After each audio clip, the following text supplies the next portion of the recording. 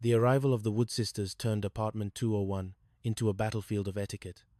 Martha wanted a traditional church wedding back in their hometown. Jack wanted the beach. Aunt Louise wanted to know why Cindy wasn't married yet. "Janet, darling," Martha said, surveying the living room. "A beach wedding? In the sand? People will have gritty shoes. It's unhygienic." "It's romantic, Mother," Janet countered. "It's where Jack proposed. It's where we live." Jack took Martha's hand, looking her straight in the eye. "Mrs. Wood, I know I'm not a banker or a lawyer. I'm a chef. But I promise you, when Janet walks down that aisle, whether it's made of carpet or sand, she'll be the happiest woman in the world, because I love her more than life itself." Martha looked at Jack, and for the first time, the hardness in her eyes softened. She didn't say anything, but she didn't mention the church again.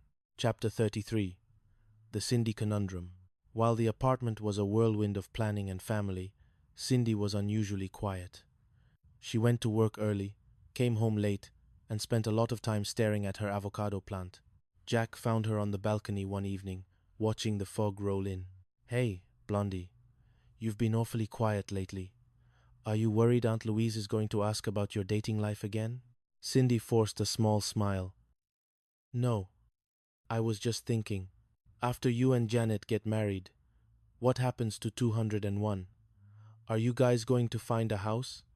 Am I going to have to find new roommates?" The reality of the situation hit Jack like a cold wave. In his excitement, he hadn't fully considered the logistics of their three-way friendship. "Cindy, listen to me," Jack said, his voice firm. "We aren't leaving you. We're family. We'll figure something out. Maybe we find a bigger place, or maybe we just stay here and turn the pantry into my office. But you aren't going anywhere." "But it'll be different, Jack," Cindy whispered. "It won't be three's company anymore. It'll be two's company and a third wheel." "Never," Jack promised, pulling her into a hug.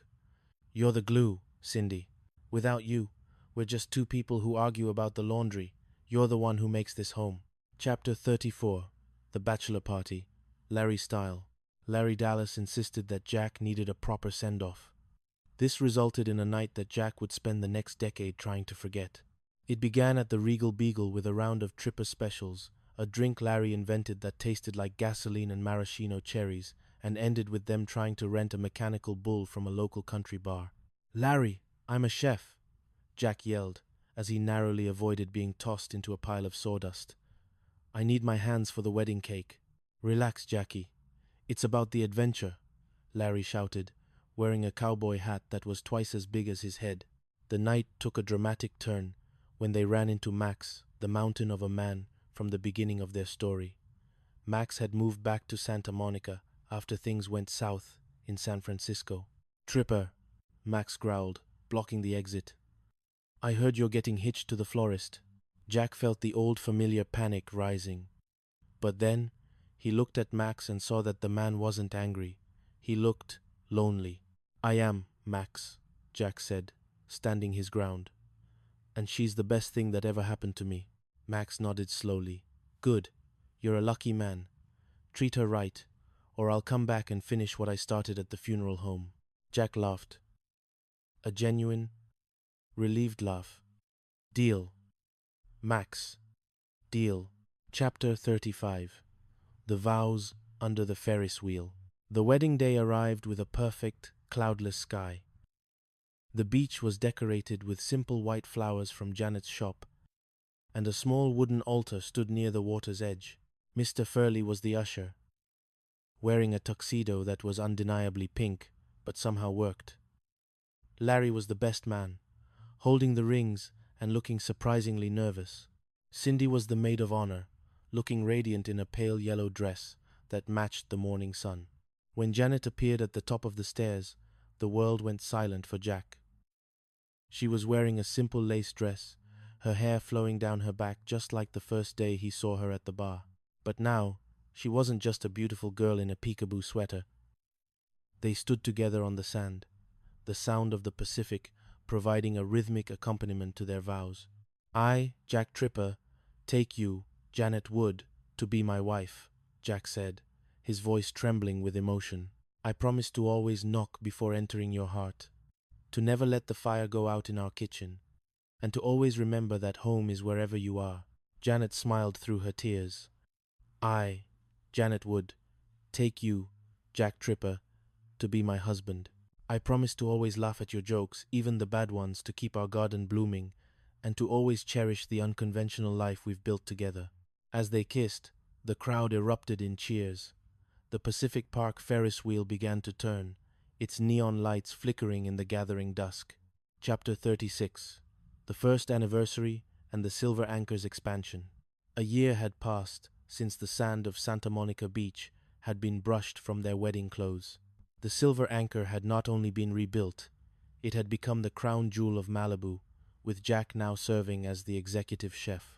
He had a brigade of cooks under him, but his heart remained in the small kitchen of apartment 201, where he still experimented with new recipes while Cindy sang off-key in the shower. Their first anniversary was a quiet affair, or it was meant to be.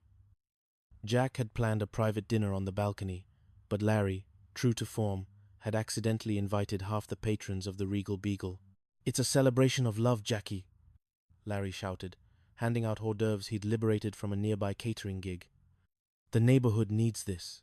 Janet, wearing a silk dress that shimmered like the Pacific at dusk, leaned into Jack's side.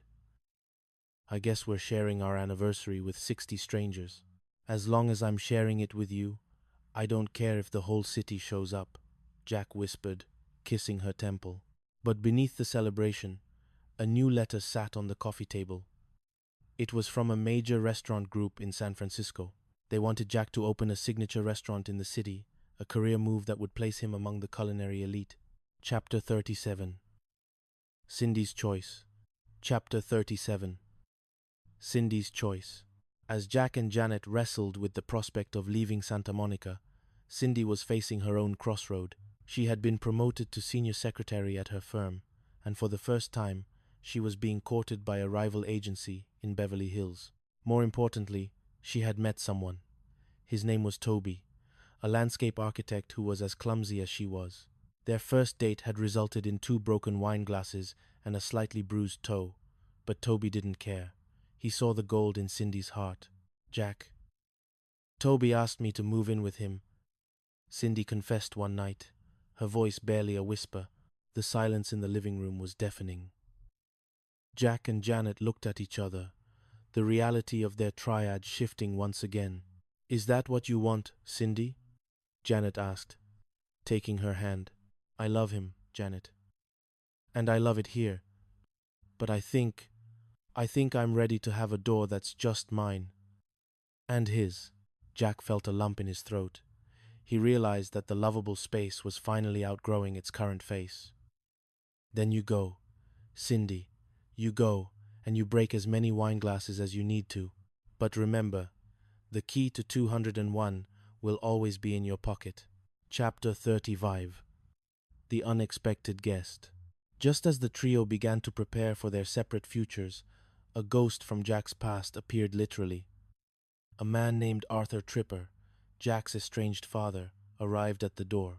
He was a retired naval cook, a man of few words, and a mountain of regrets. I heard my boy was the best chef in California, Arthur said, his eyes scanning the apartment with a mix of pride and sadness.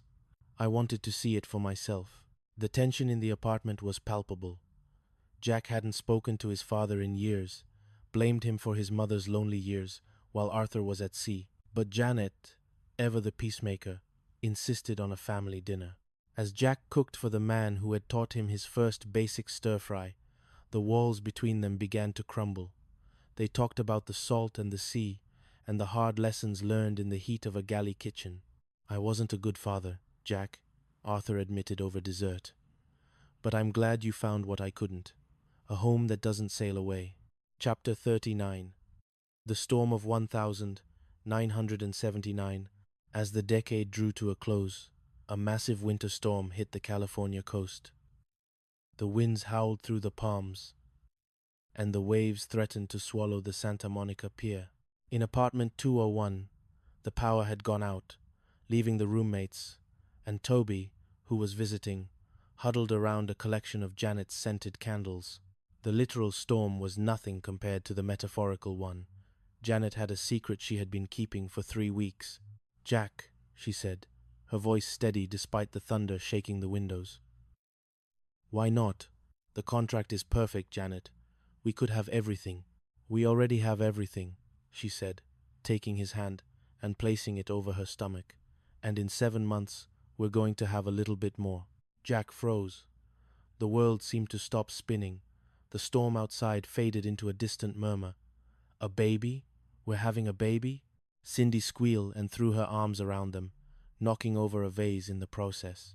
Larry, who had been hiding in the hallway to avoid the rain, burst in with a bottle of champagne he'd been saving for a rainy day. "A tripper! A little Jack or a little Janet," Larry shouted. "I'm going to be the godfather. I've already got the silk diapers picked out." Chapter 40. The Future of 201. The decision was made. They wouldn't go to San Francisco. Jack took a partnership at the Silver Anchor, allowing him to stay in the city he loved. Cindy and Toby moved to a small bungalow in Venice, only 10 minutes away. As for apartment 201, it underwent a transformation. The second bedroom was painted a soft seafoam green, filled with a crib and a rocking chair. Mr. Furley, surprisingly moved by the news, had waived the rent increase, claiming he didn't want the kid to grow up in a slum. On a quiet evening in late 1979, Jack and Janet stood on the balcony. "It's been a long road from that first beer at the Beagle," Jack said, wrapping his arms around his wife. "And a lot of knocks on the door," Janet added.